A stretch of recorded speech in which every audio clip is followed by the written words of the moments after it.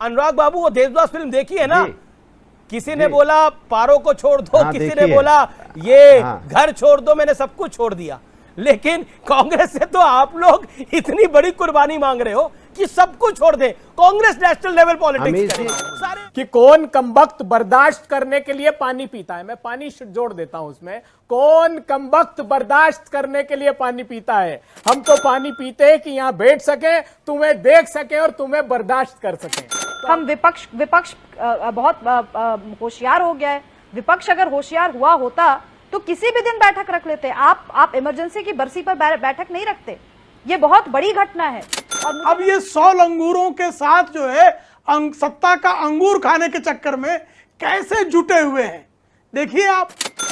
2024 में मोदी को हटाने के लिए ये पार्टियां अपने सिद्धांतों को ताक पर रखकर एकजुट होने में लगी हैं। जो पार्टियां पानी पी पी के एक दूसरे को कोसती रही, वो आज सत्ता के लिए गले मिल रही है। मुझे लगता है कि इस देश का कोई भी युवा जो थोड़ा बहुत संजीदगी से अपना इतिहास जानता होगा, जो अपने पुरखों को नमन करना जानता होगा, वो इस विपक्ष को बख्शेगा नहीं आमिश जी, कि वो उन्हीं लोगों के साथ हाथ मिलाने जा रहे हैं जिन्होंने लोकतंत्र की हत्या की। और एक अंतिम बात मैं कहना चाहूंगी, और ये सारा ड्रामा लोकतंत्र बचाने के नाम पे हो रहा है। देखिए, अभी सुभाष जी कह रही थी विपक्ष एकता, विपक्ष एकता।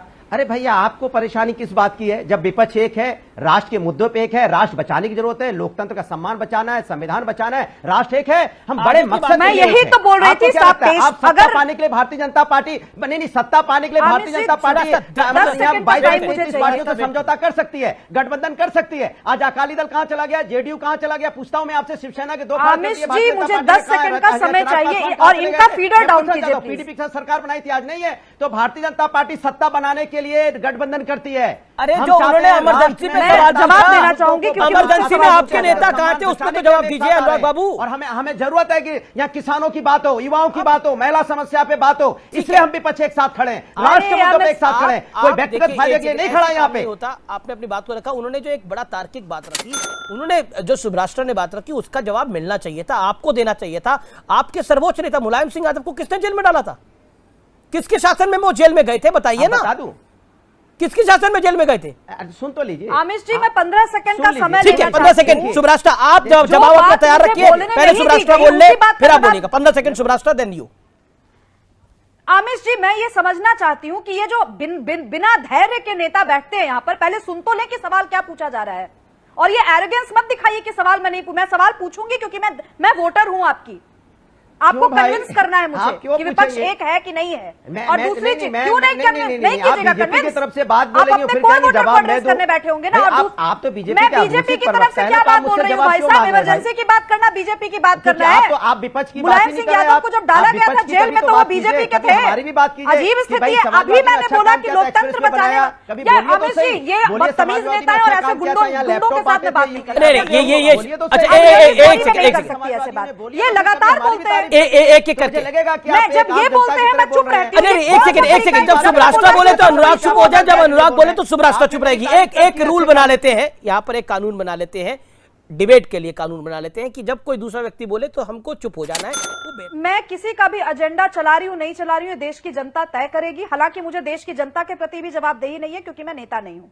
लेकिन मैं तार्किक बात मैंने पूछी कि आखिर ये जो नेता थे जिनको इमरजेंसी में कांग्रेस पार्टी ने जेल में बंद किया, वो आज कांग्रेस के साथ क्यों है? इसका जवाब में लोकतंत्र की दुहाई देते हैं। वही पॉइंट पे मैं कह रही थी कि लोकतंत्र की दुहाई देने के लिए इमरजेंसी जैसा ऐतिहासिक दिन आपने क्यों चुना? इसका जवाब किसी के पास है नहीं। ये इंपॉर्टेंट पॉइंट है, ये आपका लॉजिकल पॉइंट है। मैं जवाब ले लेता हूं। अनुराग भदौरिया, एक लॉजिकल बात है। क्या आपको लगता है जो बात सुभ्राष्टा ने बोली, मुलायम सिंह यादव कोई बीजेपी के नेता तो नहीं थे, उनका सम्मान बीजेपी के शासन ने जरूर करा उनको पद्मा अवार्ड देकर, लेकिन वो बीजेपी के नेता तो नहीं थे, वो जेल तो मुलायम सिंह यादव गए थे इमरजेंसी के अंदर। आपको लगता नहीं है, आपको लगता नहीं है कि आपकी पार्टी जिस सिद्धांत पे बनी उस सिद्धांत को ही आप गिरवी रख रहे हैं या रख चुके हैं? हाँ, अब मैं बोलूं, मैं कृपया बीच में मत टोकिएगा। देखिए, मैंने बोला मेरे वैचारिक मतभेद हैं, हर दल के हो सकते हैं, लेकिन जब मैं देखता हूं कि रोड पे हमारी मेडल जीती हुई बेटियां घसीटी जाती हैं तो दिल में चोट होती है। जब मैं पलट के देखता हूं किसान धरने पे बैठा है 1-1 साल तक, तब तो ये धूप में, यहाँ पे ठंड में ठिठुरता हुआ किसान बैठा है, किसानों की मौत और अधिकार मांग रहा है, तो दिल कचोटता है। जब मैं देखता हूं युवा दर दर भटक रहा है रोजगार के लिए तो दिल कचोटता है। जब मैं देखता हूं कि देश की हालत कैसी हो गई है, जो इन्होंने वादे किए थे वादे पूरे नहीं हुए, महंगाई से कमर टूटी है लोगों की, तो दिल कचोटता है। कोविड में लोग किस तरह से भटके हैं कि एक ऑक्सीजन का सिलेंडर मिल जाए, मेरे घर की बच्चों की या किसी की जान बच जाए, तब दिल कचोटता है। जब हिंदुस्तान में जो वादा किया गया था, जिस तरह का वादा दिए गए थे कि हम आएंगे यहाँ पे रोजगार देंगे, हम आएंगे यहाँ पे शिक्षा होगी, यहाँ पे आएंगे यहाँ पे मुफ्त इलाज होगा, व्यवस्थाएं होंगी, किसान को यहाँ 2 करोड़ किसान की इनकम दुगनी होगी, ये जो वादे दिए गए थे कि यहाँ रुपया फूल के कुप्पा हो जाएगा, जो डॉलर के मुकाबले पतला बताया जाता था, तो हम क्या करें? हम जनता के लिए साथ आए हैं, जनता हम परेशान है, किसान परेशान। तो अमीश भाई ये आपको समर्पित करता हूं। और बात रही जो एकता की विपक्षी, तो सारे विपक्षी दल दृढ़ता से यहाँ तो पानी मैं पी रहा हूं। गठबंधन चाहे प्रीपोल हो या पोस्ट पोल हो, प्री पोल हो, अरे आप तो पिलाने वाले हो साहब, आप पानी पी रहा हूं मैं, पानी पी रहा हूं मैं, क्या बात करते हैं आप? मैं भी लाइटर नोट पे ही बोल रहा हूं कि पानी पी रहा हूं मैं। नहीं, अच्छी बात है, वो तो मोदी सरकार ने सबको पानी पिला दिया है, महंगाई का, बेरोजगारी का, संसाधनों की लूट। ठीक है, अब जवाब ले लेते हैं। अब आपने लगभग 1.5 मिनट लंबा जवाब दिया, अब जवाब ले लेते हैं। अब प्रेम शुक्ला, ये राहुल गांधी को क्यों की एंटरटेनमेंट वैल्यू है, ये बोलने की आवश्यकता क्यों थी केंद्रीय मंत्री जी को? दूसरी तरफ मोदी सरकार ने सबको पानी पिला दिया है, कांग्रेस को भी देवदास याद आ रही है, जी फिल्म याद आ रही है। देखिए, निश्चित तौर पर आदरणीय नरेंद्र मोदी जी के नेतृत्व में इस देश के 11.8 करोड़ घरों में हर घर नल जल से योजना के तहत जल पहुंचा है। वरना जो है, जब तक श्रीमान राहुल गांधी और उनकी माता श्रीमती सोनिया गांधी का शासनकाल था, तब तक इस देश में पानी भी ब्लैक बिकता रहा। टैंकर लॉबी से भी कांग्रेस के लोगों ने संधान बांधे रखे, तो इनका संकट तो है। और अब राजनीतिक रूप से किस किस घाट के पानी पी रहे हैं, यही तो व्यथा कथा इनकी चल रही है। याद होगा आपको 1977 में जब चिकमंगलूर का एक बाई इलेक्शन श्रीमती इंदिरा गांधी जीती थी, 12 लाख अकेले लड़ी थी, तब ये एक नारा लगा था इनका। आपके बीच में प्रेम शुक्ला नहीं बोले, बीच में नहीं बोल रहा हूँ, बिल्कुल नहीं बोले किसी के बीच में, वो दूसरी बार बोल रहे हैं। सुन रहा था या भद्रता करते हैं जी। देखिए, इनकी दशा ये थी कि ये तब नारा लगता था, एक शेरनी 100 लंगूर, चिकमंगलूर चिकमंगलूर, एक शेरनी 100 लंगूर। अब ये 100 लंगूरों के साथ जो है सत्ता का अंगूर खाने के चक्कर में कैसे जुटे हुए हैं। देखिए आप, ये मैंने कहा ना, ये नीतीश कुमार जी का क्या राय हुआ करती थी श्रीमती इंदिरा गांधी और उनके आपातकाल के संदर्भ में। उनके गुरु, तो जिनका नाम लेकर जो है जयप्रकाश नारायण जी और कर्पूरी ठाकुर जी का नाम लेकर जिन लोगों ने राजनीति प्रारंभ की, वो किस तरह से आज कांग्रेस के खूंटे में बंधने के लिए बेताब हैं। ये मुलायम सिंह यादव जी अभी बहुत दूर की बात नहीं है।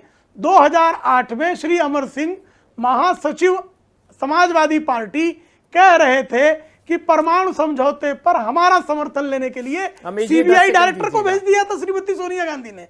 ये सबके सामने है। और याद होगा 2006 में कैसे रायबरेली से उपचुनाव लड़ने की मजबूरी श्रीमती सोनिया गांधी की इसलिए आई थी कि लाभ के पद पर बैठे होने के कारण जैसे ही उन्होंने जया बच्चन की राज्यसभा की सदस्यता ली, वैसे ही श्रीमती सोनिया गांधी की रायबरेली की लोकसभा की सदस्यता समाजवादी पार्टी ने ले ली और श्रीमती सोनिया गांधी को रायबरेली से उपचुनाव लड़ना पड़ा था। इस तथ्य को हर कोई जानता है कि श्रीमती सोनिया गांधी जब 1999 में प्रधानमंत्री पद का दावा लेकर गई थी, तो यही मुलायम सिंह यादव जी थे जो उनकी उस दावे की हवा निकाल दी थी उन्होंने।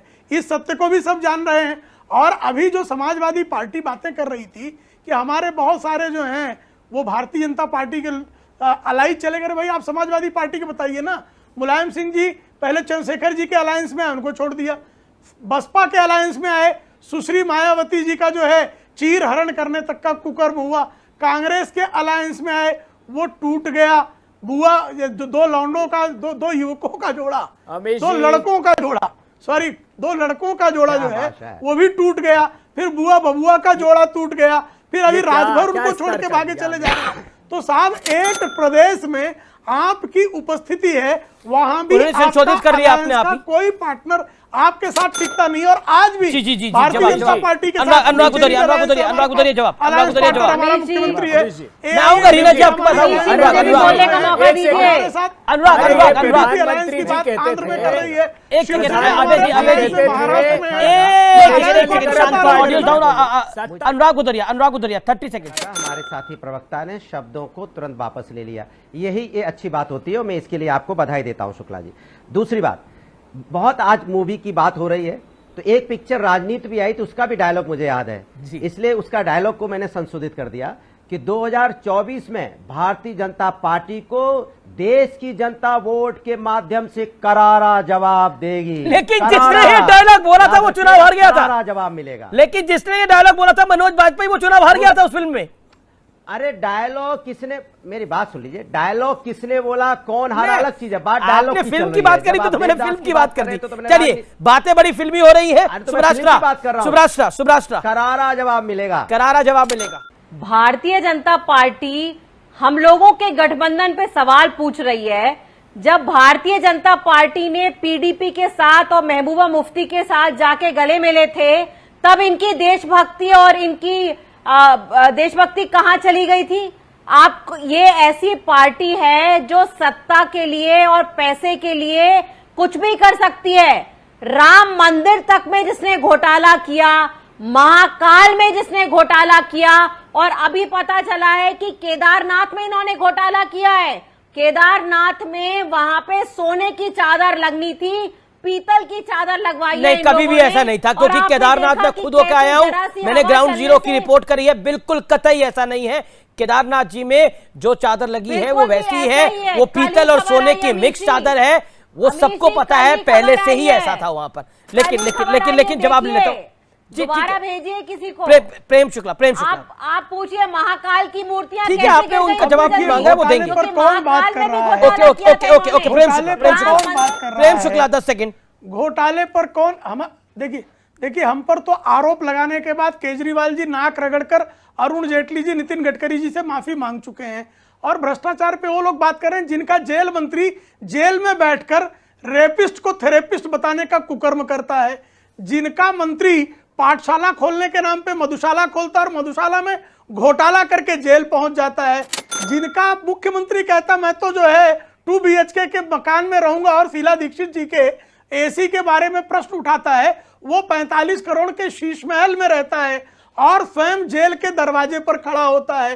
तो जिस पार्टी को जी, जी, जी, जी, भ्रष्टाचार जी। में आकंठ डूबे हुए पूरे देश ने देखा है, रीना गुप्ता, और जो रीना गुप्ता कुछ लोकपाल कह की रही बात करते करते आए थे करोड़ का और देश आज में लोकपाल कर्जा की बात चढ़ा करना है। जो है और अब देखिए विस्मृत मोदी कर जी गए तो हैं। गए हैं अमेरिका ऐसे इस बार। श्रीमान देश से केजरीवाल बचा को हुआ देश क्या ये बाहर देश भली बेचने बात के लिए गए पहचानता हैं। नहीं आपको है? क्या नाक लगता रगड़ है के ये फिर लोग माफी ऐसे ठीक है, मांगेंगे। ठीक है, अभी ठीक रीना है, गुप्ता ठीक को भी है। माफी मांगनी ओके, सुब्राष्ट्रा, सुब्राष्ट्रा, सुब्राष्ट्रा, सुब्राष्ट्रा, 10 सेकंड। सुब्राष्ट्रा का आवाज खोलिए, सुब्राष्ट्रा की आवाज खोलिए, ऑल ऑडियो डाउन। सुब्राष्ट्रा, 10 सेकंड। अमित जी, मैं तो यही देखती हूँ हर रोज टेलीविजन डिबेट में विपक्षी एकता के नाम पर विपक्ष आपस में उलझता है, और जब उनसे कड़े सवाल पूछे जाते हैं तो वो ये कहकर मुकर जाते हैं कि हम अपनी रणनीति टेलीविजन स्टूडियो में डिस्कस नहीं करेंगे। तो आपकी रणनीति आप डिस्कस नहीं करेंगे, आप अपना एजेंडा क्लियर नहीं करेंगे, आप जिस एजेंडे को लेकर जी, चलने जी। की बात कोशिश करेंगे कि हमें बताएं, उस एजेंडे की जी। पोल खुल जाएगी।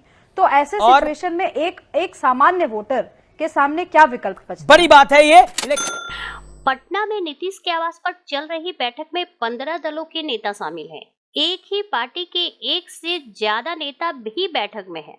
कांग्रेस से मल्लिकार्जुन खड़गे, राहुल गांधी और केसी वेणुगोपाल हैं। जेडीयू से नीतीश कुमार, ललन सिंह और संजय झा मौजूद हैं। आम आदमी पार्टी के अरविंद केजरीवाल के अलावा संजय सिंह और राघव चड्ढा बैठक में हैं। शिवसेना यूबीटी के अध्यक्ष उद्धव ठाकरे के साथ उनके बेटे आदित्य ठाकरे भी हैं। इस तरह टीएमसी चीफ ममता बनर्जी के अलावा उनकी ही पार्टी के अभिषेक बनर्जी भी शामिल हैं। सीएम नीतीश के आवास पर विपक्षी एकता की राउंड टेबल कॉन्फ्रेंस चल रही है। सीएम नीतीश के पास लालू यादव और दूसरी तरफ मल्लिकार्जुन खड़गे बैठे हैं। खड़गे के बगल में राहुल गांधी है, अरविंद केजरीवाल, शरद यादव और भगवत मान एक साथ बैठे हैं। सीएम नीतीश के आवास पर चल रही विपक्षी बैठक में 2024 चुनाव पर मंथन हो रहा है। इस बैठक में पीएम कैंडिडेट के नाम पर अभी मंथन नहीं होगा। अभी सिर्फ नेताओं को एकजुट होने और गठबंधन के स्वरूप पर चर्चा की जाएगी। और उधर केंद्रीय मंत्री अमित शाह ने विपक्षी एकता के बैठक पर तंज कसा है। शाह ने जम्मू कश्मीर के एक रैली को संबोधित करते हुए कहा कि आज पटना में फोटो सेशन चल रहा है। सारे विपक्षी नेता एक मंच पर आ रहे हैं और संदेश देना चाहते हैं कि भाजपा और मोदी को चुनौती देंगे। मैं विपक्ष के नेताओं को कहना चाहता हूं कि कितने भी हाथ मिला लो, आप एक साथ नहीं आ सकते, और आ भी गए तो 2024 में मोदी का 300 से ज्यादा सीट आना तय है। बीजेपी सांसद रविशंकर प्रसाद ने पटना में चल रही विपक्षी बैठक पर कहा है कि देश आगे निकल गया है, भारत को एक अस्थायी सरकार चाहिए। नीतीश बाबू बारात तो सजा रहे हैं, लेकिन दूल्हा कौन है पता नहीं। इस डिबेट को लेकर आपकी क्या राय है, हमें जरूर बताएं। हमारे साथ जुड़े रहने के लिए चैनल को लाइक एंड सब्सक्राइब करना ना भूलें।